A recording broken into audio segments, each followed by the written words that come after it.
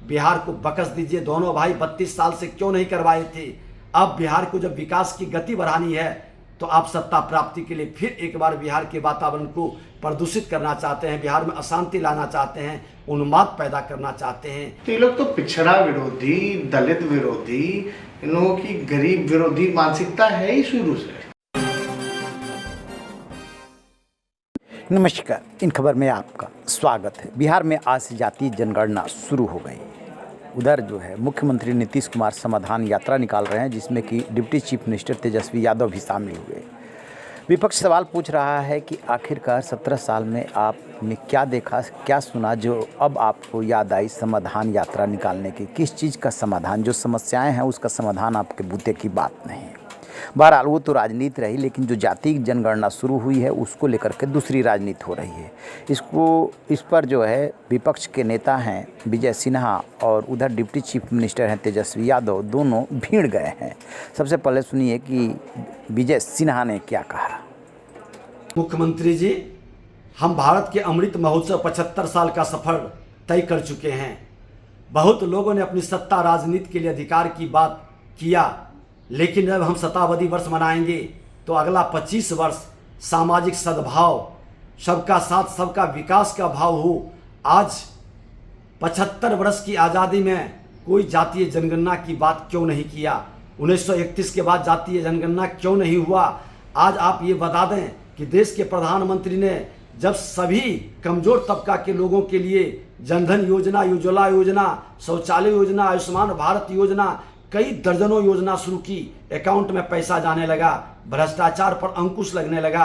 और जब लाल किले से उन्होंने घोषणा किया कि हम भ्रष्टाचारियों को भारत मुक्त, भ्रष्टाचार मुक्त भारत बनाएंगे, लोहिया जी, गांधी जी, जयप्रकाश नारायण जी, आज पंडित दीनदयाल उपाध्याय जी ने आपको जाति विहीन समाज और भ्रष्टाचार मुक्त राष्ट्र बनाने का जब बात किए थे, तो आप उसकी बजाय जो आपके बड़े भाई ने जातीय उन्माद पैदा कर करके जातीय नरसंहार कराते थे, उसी पथ पर क्यों बढ़ गए?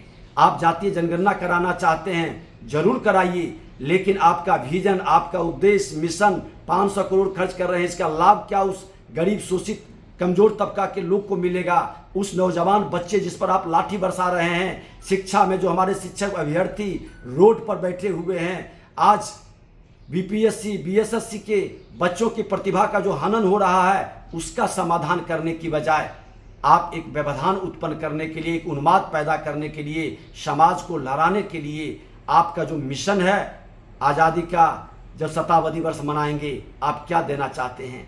बिहार को बकस दीजिए। दोनों भाई 32 साल से क्यों नहीं करवाए थे? अब बिहार को जब विकास की गति बढ़ानी है तो आप सत्ता प्राप्ति के लिए फिर एक बार बिहार के वातावरण को प्रदूषित करना चाहते हैं, बिहार में अशांति लाना चाहते हैं, उन्माद पैदा करना चाहते हैं।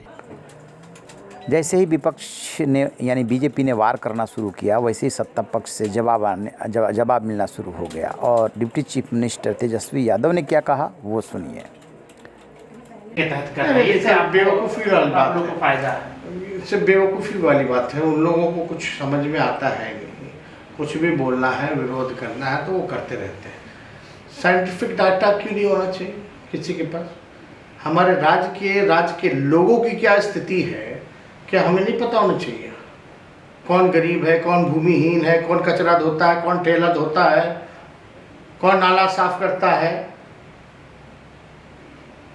कौन से समाज की बुर्दयनीय स्थिति है, कौन पिछड़ा है, कौन गरीब है, ये पता नहीं होना चाहिए। जब पता ही नहीं होगा तो आप कौन से दिशा में काम कीजिएगा?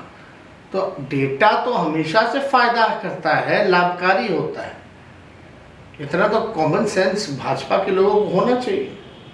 तो ये लोग तो पिछड़ा विरोधी, दलित विरोधी, इन लोगों की गरीब विरोधी मानसिकता है ही शुरू से। ये लोग नहीं चाहते हैं। दिक्कत ये लगता है बीजेपी को कि भाई गरीब लोगों का उत्थान हो जाएगा, मुख्य धारा में, जो अंतिम पैदान पर समाज जो है मुख्य धारा में आ जाएगा, उनके लिए कल्याणकारी योजना शुरू हो जाएगी।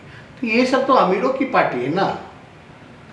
एक अंतिम जब नीतीश कुमार और बीजेपी साथ साथ थे तो बीजेपी समेत तमाम दलों ने इसका समर्थन किया था और नीतीश कुमार ने फैसला लिया था कि यदि केंद्र जातीय जनगणना कराने को तैयार नहीं है तो बिहार अपनी जनगणना खुद कराएगा और उसी डिसीजन के तहत अब बिहार की जाति जनगणना हो रही है, जिसको लेकर के तेजस्वी यादव का कहना है कि इसमें दिक्कत क्या है, ये डेटा तो रहना ही चाहिए, तभी तो सरकार की नीतियाँ उसके मुताबिक बनेंगी। लेकिन हकीकत क्या है, क्या यही मकसद है? नहीं, मकसद राजनीतिक है। आपको याद है 1990 का दौर, ऐसे ही जो है मंडल कमीशन लागू हुआ था।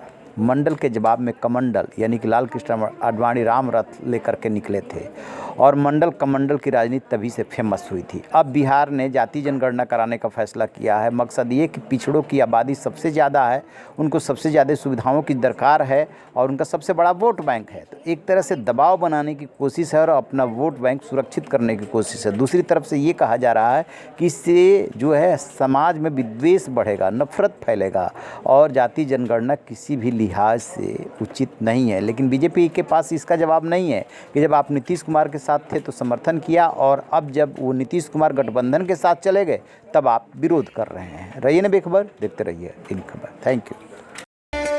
इन खबर चैनल को सब्सक्राइब करें।